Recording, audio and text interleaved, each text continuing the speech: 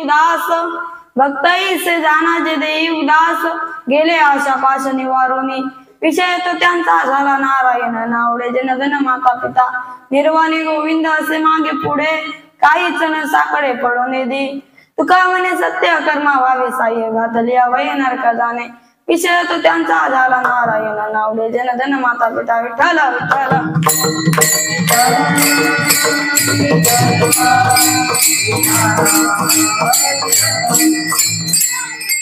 समचर सरोजम सांद्र नीलाभुधावम जगननीत पानिम मंडनम मंडनानम तरुण तुलसी माला कंदरम कंदनेत्रम सदैवलास्तम विठ्ठलम चिंतयामि नमो विठ्ठला राजया पांडुरंगा नमो रुक्मिणी माऊली ज्ञान गंगा नमो कुंडलिका नमो चंद्रभागा नमस्कार माझा रुक्मिणी पांडुरंगा पांडुरंगा करू प्रथम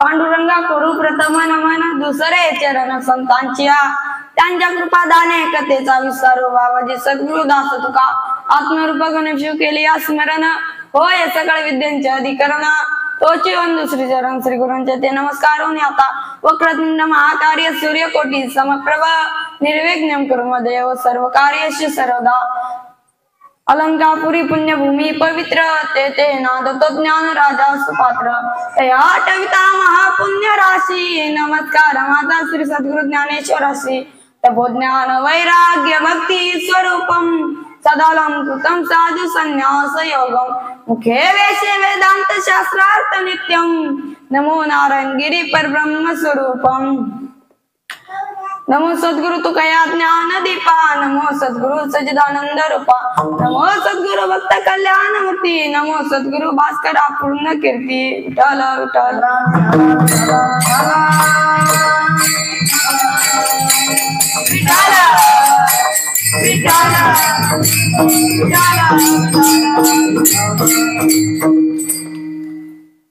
भक्तांचे जाना जे देई उदास गेले आशा पाश निवारुनी विषय तो त्यांचा झाला नारायण नावडे जनधन माता पिता विठ्ठल विठ्ठल विठ्ठल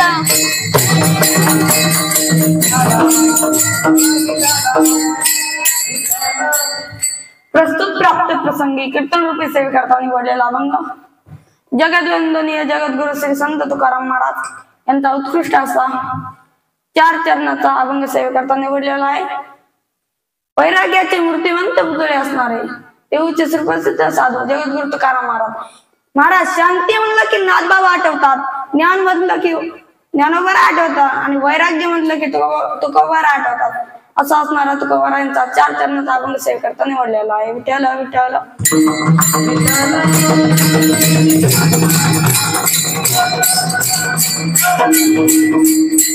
चिंतनाला सुरुवात करण्यापूर्वी थोडासा परिहार द्यायचा गरजेचा असतो. तो असा की आज आपल्या नाथब्रह्म आध्यात्मिक वारकरी शिक्षण संस्थेमध्ये चालत असलेली नागपंचमी निमित्त कीर्तन रूपी सेवा आणि मी ज्या संस्थेमध्ये शिकत आहे ती माझी नाथब्रह्म आध्यात्मिक वारकरी शिक्षण संस्था माझे गुरुवार भागवत महाराज फुके यांच्या चरणी नतमस्तक होतो. आणि ज्यांनी आता सुंदर ताल म्हणली ते असे असणारे महाराष्ट्रातील सुप्रसिद्ध गायनाचार्य राम महाराज चिखले आणि त्यांना साथ करणारे आदित्य महाराज थोरवड यांच्याही चरणी नतमस्तक होतो आणि सेवेला सुरुवात करतो. विठ्ठल विठ्ठल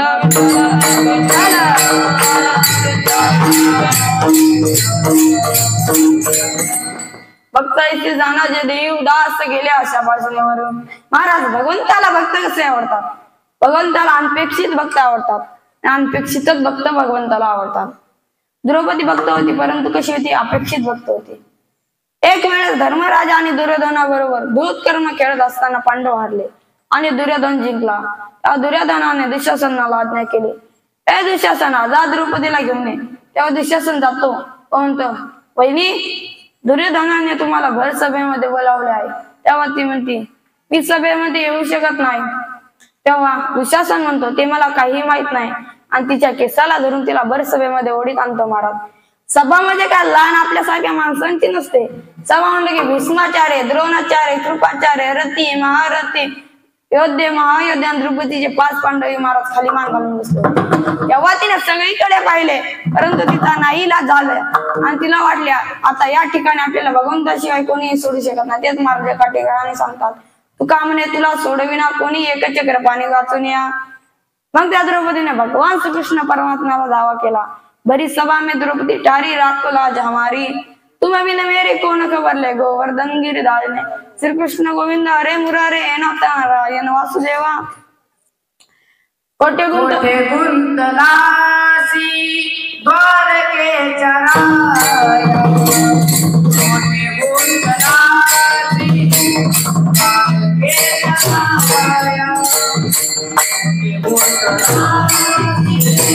द्वारकेच्या राया, द्वारकेच्या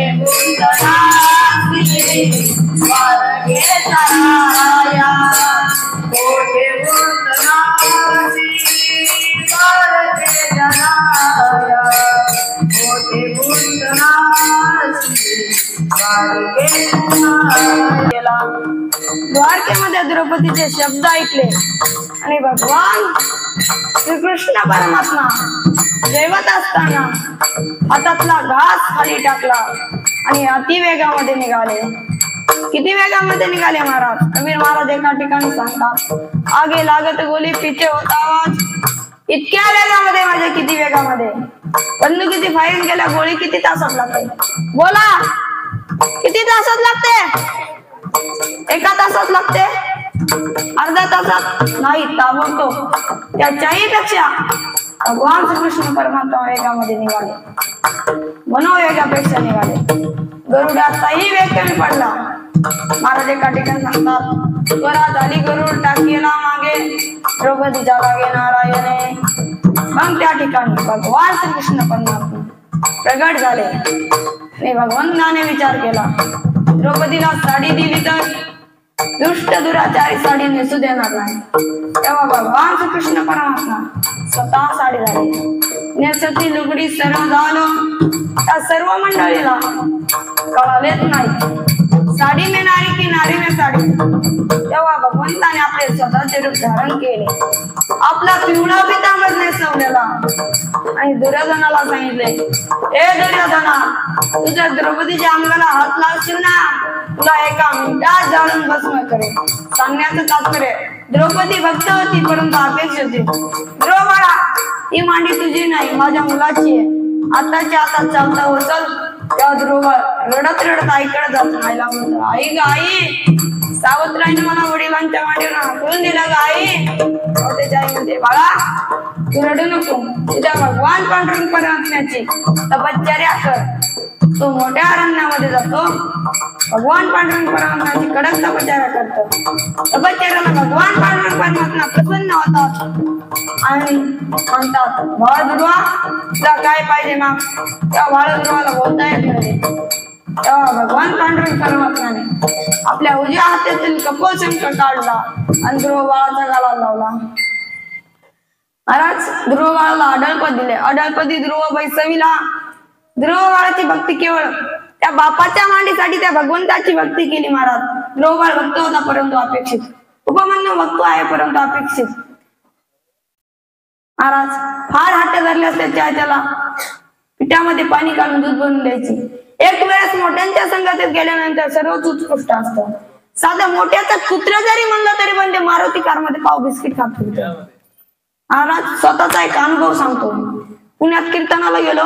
9 ते 11 कीर्तन झालं. कीर्तन झाल्यानंतर आम्ही सर्व मंडळी जेवायला बसलो. जेवत असताना त्या कुत्र्याला मी चपाती टाकली. ते कुत्र्या चपाती खाईना झालंय. मी त्या शेठजीला विचारलं का हो शेठजी तुमच्या कुत्र्या चपाती का खात नाही. तेव्हा शेठजी म्हणाले अहो महाराज त्याला गावरान तूप लावून चपाती टाकावं लागलं तेव्हा ते खात. सांगण्याचं तात्पर्य मोठ्यांच्या संगत गेल्यानंतर कुत्र्याची एवढी आईश होती तर तो उपमन्यू मोठ्या दुर्योधनाच्या संगतीत गेला होता. त्याला असे उत्कृष्ट सुंदर दूध प्यायला मिळाले. परंतु तो दुसऱ्या दिवशी आपल्या आईजवळ खऱ्या दुधाचा हट्ट धरला.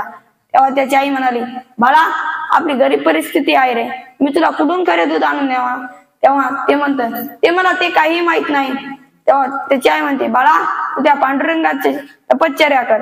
तेव्हा तो मोठ्या अरण्यामध्ये जातं. भगवान पांडुरंग परमात्म्याची कडक तपश्चर्या करतं.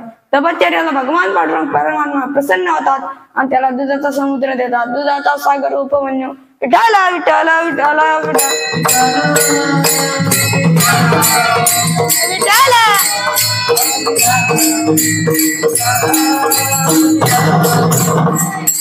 परंतु भगवंताला भक्त कसे आवडतात. भगवान कृष्ण परमात्मा स्वतः गीतेच्या 12 अध्यायामध्ये सांगतात अनपेक्ष सुचिरदक्ष उदासीन गतवित सर्वरंभ परित्यागी योमत भक्त समीप्रिय. माऊली महावैष्णव ज्ञानेश्वर महाराज सुद्धा गीतेच्या 12 अध्यायामध्ये वर्णन करतात. जयाची ठाई पांडवा अपेक्षा नाही रे गावा सुखाची चढावा जयांची असणे. भगवंताला भक्त कसे आवडतात. भक्त देहावरती उदास असतात आणि तेच खरे भक्त असतात. आणि हे भक्त कसे ओळखायचे महाराज तेच महाराज अभंगाच्या प्रथम चरणात सांगतात. उदास गेले आशा पाशा निवारून महाराज. परंतु आपले भक्त एका देवाची भक्ती करत नाहीत. वार आला की देव बदलतात महाराज. सोमवार आला की शंकराची भक्ती करतात. शिव भोळा चक्रवर्ती त्याचे पाय माझे चित्ते. आणि मंगळवार आला की देवीची भक्ती करतात.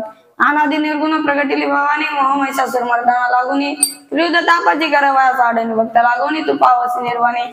आणि बुधवार आला की विठ्ठलाची भक्ती करतात. बोलावा विठ्ठल पाहावा विठ्ठल करावा विठ्ठल जीवे भावे. आणि गुरुवार आला की दत्तात्रयाची भक्ती करतात. 3 शिरे 6 हात तया माझे दंडवत. आणि शुक्रवार आला की देवीची भक्ती करतात. सुदिन सोळ तुझ्या मांडी गोंधळ पंचप्राण देवटे दोन्ही नेत्राचा हिल्लोळ. आणि शनिवार आला की हनुमंताची भक्ती करतात. शरण शरण हनुमंता तुम्हा आलो रामदूता. रविवार आला की महाराज सोमवाद सोमवाद प्रेम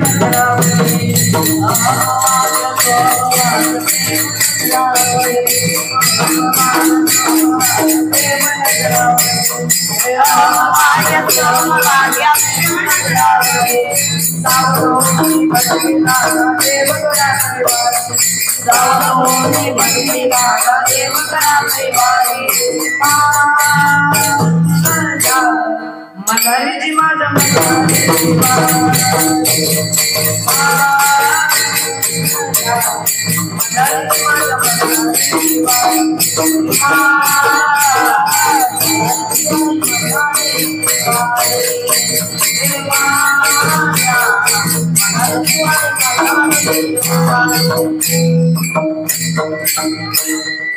रविवार आला की खंडोबाची भक्ती करतात. भक्त कसे असतात? भक्त देहावरती उदास असतात, भक्त अनपेक्षित असतात. राका बंका वंका आई वडील मुलगी तिघे जण रस्त्याने जात असताना रुक्मिणी आई साहेब भगवान पांडुरंग परमात्म्याला म्हणाले, अहो हे भक्त तुमचे किती गरीब आहेत, त्यांना काहीतरी द्या. तेव्हा पांडुरंग परमात्मा म्हणाले, अगं रुक्मिणी हे काहीही घेत नाही. तेव्हा रुक्मिणी आई साहेब म्हणाले, असं कुठं असते का बरं? तेव्हा पांडुरंग परमात्मा म्हणाले, तुला बघायची का गंमत? रुक्मिणी आई साहेब म्हणाले, हो. पांडुरंग परमात्म्याने सोन्याचे कडे खाली टाकले आणि रस्त्याने जात असताना वंकाने पाहिले. वंका म्हणला, अरे हे तर सोने आहे, आपल्याला नको आहे. तो त्याच्यावरती माती टाकतो आणि पुढे निघून जातो. त्याच्या मागून त्याची पत्नी येते बंका. बंका म्हणते, अरे आपले पती येते थांबले होते, ते काहीतरी आहे. तेव्हा ती बघते तर सोन्याचे कडे. कारण महाराज ती त्याला स्पर्श करत नाही, पुढे निघून जाते, कारण ती पतिव्रता होती. त्यांच्या मागून त्यांची मुलगी येते. ती म्हणते, अरे आई बाबा इथे आपले थांबले होते, ते काहीतरी आहे. तेव्हा बघते तर सोन्याचे कडे. सोन्याचे कडे पाहून ती रडू लागली. तेव्हा त्याचे आई बाबा मागे वळून बघतात तर आपली मुलगी रडते. तेव्हा बाबा विचारतात, काय झालं, का रडतेस? तेव्हा ती म्हणते, बाबा तुम्ही म्हणता ना सोने रुपये आम्हा मृतिके समान, मग याच्यावरती माती टाकायचे काय कारण? कारण महाराज त्या दोघांपेक्षा ती मुलगी किती अनपेक्षित भक्त होती. परंतु भगवंताला भक्त कसे आवडतात? याची दान देगा देवा, तुझा विसर न व्हावा, गुण गाई नावडी, याची माझी सर्व जोडी. महाराज धन द्रव्य मुक्ती नको आहे, भगवंता तुझा कधीच विसर पडून देऊ नको. न लगे धन मुक्ती संपदा, संत संग देई सदा. महाराष्ट्र भूषण श्री संत जगद्गुरु तुकारामा यांना छत्रपती शिवाजी महाराजांनी नजरानं पाठीला. तेव्हा तुकोबाराय म्हणाले, दिवट्या छत्री घोडे तो आम्हा भारत ना पडे, सोने रुपये आम्हा मृतिके समान, माणिक पाषाणाकडे जायचे. तेव्हा राजे म्हणाले, महाराज तुम्ही सुखी असा हीच आमची अपेक्षा आहे. तेव्हा महाराज म्हणतात, तुम्हाला जर सुखी व्हावे असे वाटत असेल तर एकच करा. काय करा? कंठी मिळवा, तुळशी व्रत करा, एकादशी. आम्ही तुम्हाला जर सुखी व्हावे असे वाटत असेल तर एकच करा. काय करा? आम्ही जेणे सुखी म्हणा, विठ्ठल विठ्ठलमुखी. महाराज भक्त देहावर उदास असतात, त्यांना आशा पास नसतात, कारण त्यांचा विषय एकच नारायण झालेला असतो. तेच महाराज दुसऱ्या चरणात सांगतात, विषय तो त्यांचा झाला नारायण, नावडे जनधन माता पिता. प्रत्येक विषयामध्ये एकमेकाचा प्राण गेला. ब्रह्मण विषयामध्ये गेला, नाद विषयामध्ये अरुण गेला, स्पर्श विषयामध्ये मासा गेला. आमिषाच्या मिसे गळगिळी मासा, फुटोनी आग सामरण पावे. पण आपले पंच विषयामध्ये आपले कसे होईल? साधू संतांचा विषय एकच, भगवान पांडुरंग परमात्मा झालेला असतो. महाराज तुम्ही म्हणता धन आवडत नाही, मग धन का आवडत नाही? महाराज म्हणतात, धन उत्तम प्रकारचे पाहिजे, जोडून या धन उत्तम व्यवहारे, उदास विचारे वेच करी. धन पाहिजे ही गोष्ट खरी, परंतु उत्तम प्रकारचे पाहिजे. आपण टेबलाच्या खालून घेतो तो पैसा असतो आणि टेबलाच्या वरून घेतो ती लक्ष्मी पाहिजे असते. महाराज म्हणतात, असे धन आम्हाला आवडत नाही. धन आवडत नाही ही गोष्ट खरी आहे, परंतु जन का आवडत नाही? महाराज म्हणतात, हे जन 3 प्रकाराचे आहेत. कोणत्या प्रकाराचे? 3 तुका म्हणे केले जना. ते कोणते ते पहा, सात्विक, राजस आणि तामस. या समाजामध्ये काही माणसं सात्विक वृत्तीचे असतात, काही तामस्य असतात आणि काही राजसी वृत्तीचे असतात. या गुणांपैकी एखादा प्रादुर्भाव वाढला, गुण वाढला की तो दुसऱ्या 2 गुणाला दाबून टाकतो आणि आपले प्राबल्य वाढवतो. म्हणजे एखादा वाईट व्यक्ती कधी कधी खूपच चांगला वागतो आणि एखादा संत प्रवृत्तीचा व्यक्ती कडूनही वाईट कृत्य घडल्याचे आपणास पाहावयास मिळते. रजोगुण, तमोगुण, सत्वगुण ही वेदांत शास्त्राची क्लिष्ट प्रक्रिया न समजणारी आहे. माझ्यासारख्या सामान्य कृतीच्या सामान्य बुद्धीच्या व्यक्तीला न समजणारी व न सांगता येणारे. तुम्हाला ज्या भाषेत सांगता येईल, ज्या भाषेत सांगण्याचा प्रयत्न करू ते सांगता येईल ती अशी. समाजामध्ये काही जणांचा केला जातो तिरस्कार, समाजात काही जणांचा वागण्याचा केला जातो स्वीकार आणि काही जणांना त्यांचे आचरण पाहून त्यांना दिले जातो पुरस्कार. तिरस्कार, स्वीकार व पुरस्कार. आता समाज तिरस्कार कोणाचा करतो पहा, जो धर्म जाणतो, शास्त्र जाणतो, देव जाणतो, रीती परंपरा जाणतो, नीती जाणतो, देश जाणतो, देशभक्ती जाणतो, हे सर्व जाणून सुद्धा त्याच्या विरुद्ध वागतो, समाज त्याचा तिरस्कार करतो. आपल्या गावात मारुतीच्या मंदिरात चप्पल बूट घालून जाता येते का? आहे ना. काय झाले, पावसाळ्याचे दिवस होते, धो पाऊस पडत होता. एक सावकार एका पाणीच्या रस्त्याने पडत्या पावसात धावत मंदिरामध्ये गेला. तसाच त्यानं गाभाऱ्यापर्यंत गेला. गाभाऱ्याला आश्रयाला बसलेली माणसं म्हणाली, सावकार आहात का? हो म्हणतो, हो सावकार आहे. तेव्हा गावातली माणसं म्हणाली, तुम्हाला एवढी अक्कल नाही का मंदिरात चप्पल बूट घालून प्रवेश करावा की नाही? असे बोलून गावकऱ्यांनी सावकाराचा केला तो तिरस्कार. आणखी एक उदाहरण देतो, ऐका. सीतेमातेचा स्वयंवराचा सोहळा होता. मंडपाच्या मध्यभागी शिव धनुष्य ठेवले होते. ऋषीचे राज्य, राजकुमार, ऋषी, विश्वामित्र आदी भगवान राम, सद्भक्त लक्ष्मण अजून आपण आपल्या आसनावर जाऊन बसलोय. राजा जन कुठून उभा राहिला आणि त्याने पण जाहीर केला तो असा, जो कोणी या शिव धनुष्याला दोरी लावेल माझी कन्या सीता त्याला वरमाला म्हणून अर्पण करेल. काही उठून प्रयत्न केला परंतु उचलण्याचा प्रयत्न केला परंतु त्यांना शक्य झाले नाही. काही नाही जागेवर बसून अवलक्षण केले आणि काही म्हटले आपल्यापेक्षा मोठ्यांना जमले नाही मग आपल्याला कसं जमलं. काही जण जागेत बसून राहिले.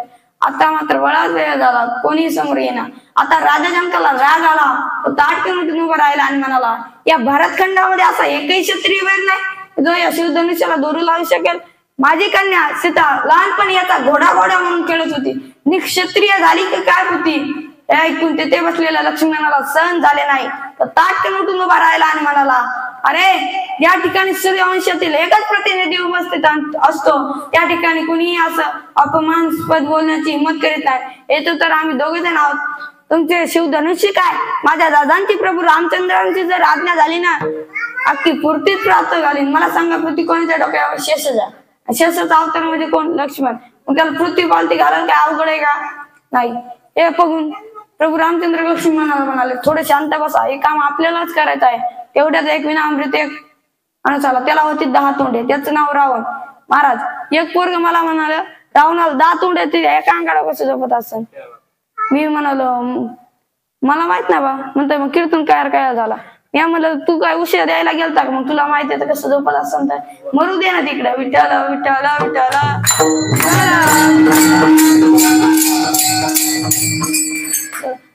रावणाला होती 10 तोंडे. या जत्रात पात्रात खेड्यात पाड्यात कुस्त्या खेळण्यासाठी काही माणसं जातात. काही माणसं कुस्त्या पाहण्यासाठी जातात. आता रावण कुस्ती खेळण्यासाठी म्हणजे सीतेबरोबर लग्न करण्यासाठी आला होता का पाहण्यासाठी. कोण लग्न करता येते ते सीतेबरोबर लग्न करण्यासाठीच आला होता. कशावरून तो जनकाला म्हणाला तुमच्या सर्वांच्या समोर सीतेला उचलून घेऊन गेलो ना तरी मला कोणी अडवू शकणार नाही. यावरून दिसून येते की तो सीतेबरोबर लग्न करण्यासाठीच आला होता. आता रावण सीतेबरोबर लग्न करण्यासाठी उभा राहिला तेव्हा रावणाचे वय किती होते तुम्हाला माहितीये का.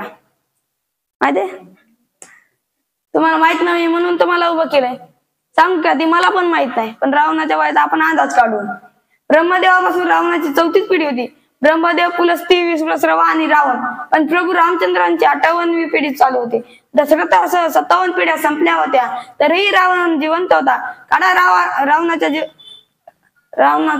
वयाचा अंदाज. रावण सीतेबरोबर लग्न करण्यासाठी उभा राहिला त्या दिवशी रावणाला किती पत्न्या होत्या 80,000 पत्न्या होत्या. मुले किती होते 1 लाख. नातं किती होते 1.25 लाख. बिनविरोध खासदार जिल्हा एकट्याच आपल्या. या दिवशी सीतेबरोबर लग्न करण्यासाठी उभा राहिला त्या दिवशी 80,000 बायका होत्या. लग्नाच्या वयात येण्यासाठी काय म्हणजे 90,000 ते 95,000 वर्ष रावणाचे होते. मात्र सीतेचे वय किती होते. सीतेचे वय मात्र ग्रंथामध्ये दिलेले आहे. सीता स्वतः पंचवटीमध्ये रामाला आपल्या वयाच्या दिवशी लग्नाच्या वयाच्या दिवशी वय सांगते. मम भट्टा महातेजा वयसा 25 अष्टदशाई वर्षांनी मम जन्मनी गणते. लग्नाच्या दिवशी रामाचे वय होते 25 वर्ष व सीतेचे वय होते 18 वर्ष. स्वयंवराच्या दिवशी रावणाचे वय होते 95 वर्ष व सीतेचे वय होते 18 वर्ष. चांगला लक्ष्मी नारायणचा जोडा शोभून दिसतोय नाही का. महाराज शालेय पुस्तकात एक धडा होता दिव्यकाराची नाट्यछटा. इतुकानं काय झाले मुलीला पाहिला पाहुणे आले. बैठकीतून बाहेर आलेले एकाला विचारले नवरदेवाचे वय काय होते. तो म्हणतो जास्त काय नाही फक्त 75 वर्ष. किती आणि मुलीचे हा मुली काय बघता चांगली 8 वर्षाची आहे ना.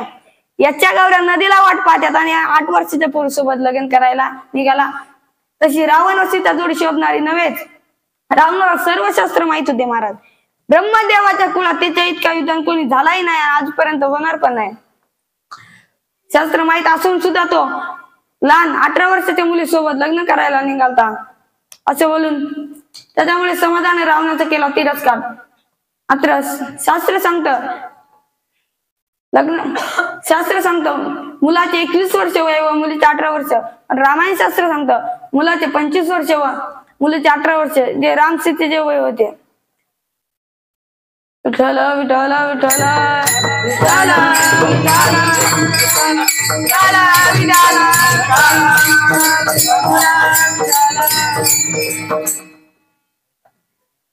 तर आपण कुठे होतो ऐकायलाच ना कीर्तन का झोपायलाच माग झोपू नका बरं काय. ढला विठ्ठल विठ्ठल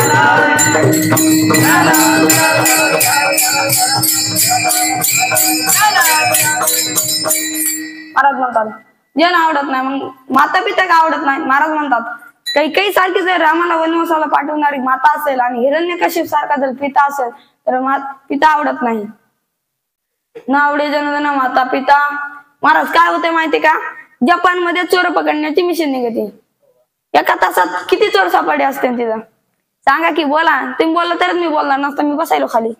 मला कंटाळा आला. काय करतो? 500. बरं इंग्लंड मध्ये किती सापडे असतील?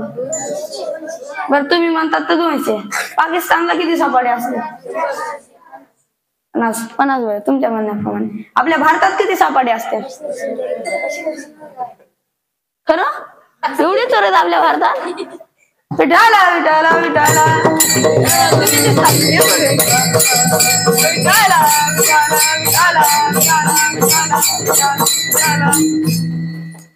नवडे जनधन माता पिता. महाराज म्हणतात जनधन माता पिता आवडत नाही मग तुमच्यावरती संकट आलं कोण सोडवणार?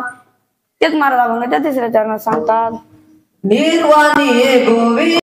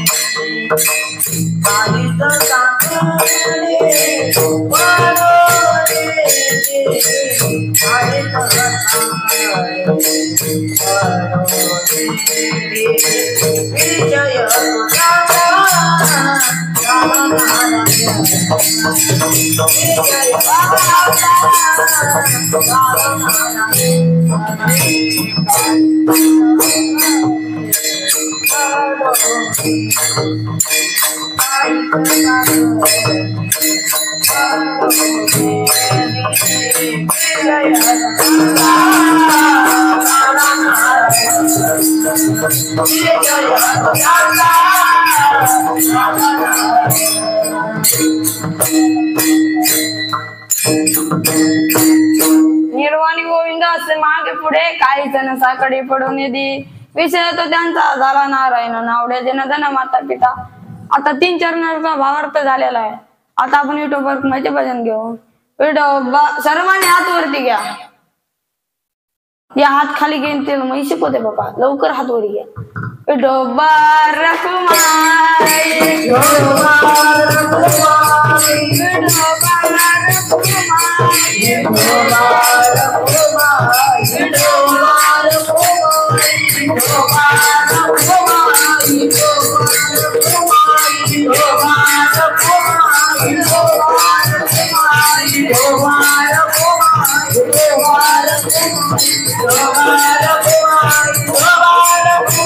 विठोबा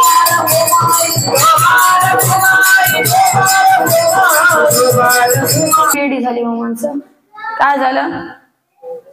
एक जण नाही का मोबाईल बघत बघत दुसऱ्याच्याच घरात शिरतो. त्याला वाटलं आपलंच घर आलं का काय. तिथली बाई मोबाईल बघत होती. ती पण त्याला पाणी देते. तिला वाटलं आपलाच नवरा आला का काय. आता खरा नवरा येतो. तो राईट घरात शिरतो पण त्याला वाटतं आपण दुसऱ्याच्याच घरात शिरलो का. ते काय म्हणतो माहितीये का? आय एम सॉरी मी चुकून तुमच्या घरात शिरलो. आता याच घर आणि त्याला जसं म्हणतो विठ्ठल विठ्ठल विठ्ठल.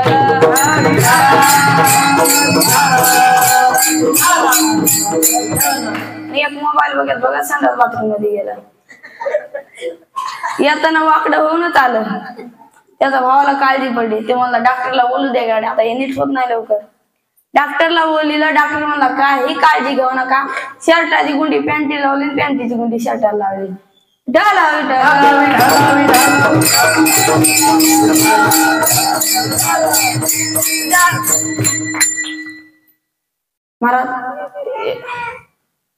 एक मुलं पण लई पितर व एक सायकल खेळत खेळत गेलं आणि प्रियत घेऊन जावं लागले. एक माणूस त्याच्या पायावर घातली ना सायकल, ते प्रियत भटकन पडलं त्याच्या पायावर पडल्याच्या बाद ते माणूस इतका कामा करायला लागलं, बावळट आहे का, तुला कळत नाही का. ते त्याच्या जवळ गेलं आणि म्हणाल, तू काय रे एवढं बोलायला, ते पडलेलं काय म्हणे झालंय मला, तू काय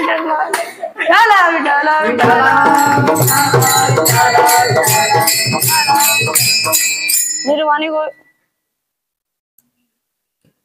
मागे पुढे काही साकडे पडून नये. महाराज म्हणतात तुमच्यावरती संकट आलं, भगवान परमात्मा आमच्या मागे पुढे उभा राहून आमचा सांभाळ करतो. मागे पुढे उभा राहाय सांभाळीत आले आगाध निवाराया. तेच माऊली महाविष्णू ज्ञानेश्वर महाराज एका ठिकाणी सांगतात, पायकू पाठीची गाठला आपण पुढा राहिला, त्याने पंचजन्य पुढे लावलेलाची. महाराज तुम्ही सत्यकर्म मार्ग जाताना कोणी जर तुम्हाला भीती घालत असेल, भय घालत असेल, काम करू देत नसेल, तर त्याचे काय होईल, ते नरकाला जाईल. तेच मार्ग अभंगाचे शेवटचे चरण. तुका म्हणे सत्य कर्मा भावे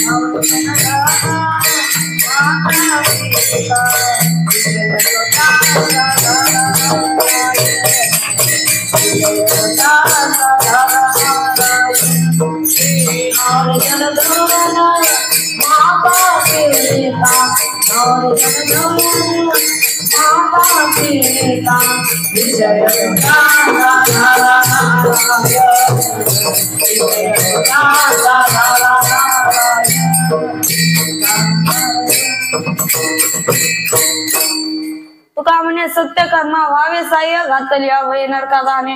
विषय तो त्यांचा झाला नारायण नावडे जन जन माता पिता. जाता जाता एकच सांगून जाईल, मुलांना संस्कार लावा. महाराज एक व्यक्ती घराघरच्याला हरमखोरा म्हणायचा, नोकराने पेपर नाही आणून द्याला की म्हणायचा, अय हरामखोरा पेपर आणून दे. बायकोला घराघरच्याला हरमखोरा म्हणायचा. त्याचे संस्कार त्याच्या मुलावरती पडतात. त्याचा मुलगा पण हरामखोरा म्हणून लागला. एक दिवस शनिवारच्या बाजारातून एसटी घेऊन येतो, बस स्टॉपला लावतो, म्हणतो ज्या ज्या हरामखोरांना बसायचं त्या त्या हरामखोरांनी बसून घ्या, आणि ज्या ज्या हरामखोरांना उतरायचं त्या त्या हरामखोरांनी उतरून घ्या. एकदा झालं, दोनदा झालं, तीनदा झालं, चौथ्या वेळेस त्याचा बाप त्याला इतकं मारतो का नाही, त्याची गाडी मुंबईला तो कुठं पुण्याला. आता मारल्याच्या बाद तरी गपचीप बसवणं, गाडी हुडकीते, कुठं पडली डबल गाडी नीट करतो आणि बस स्टॉपला उभा करतो आणि म्हणतो ज्या ज्या हरामखोरांना बसायचंय त्या त्या हरामखोरांनी बसून घ्या, आणि ज्या ज्या हरामखोरांना उतरायचं त्या त्या हरामखोरांना उतरून घ्या. आत्ताच एका हरामखोरामुळे गाडी 15 मिनिटं लेट झाली.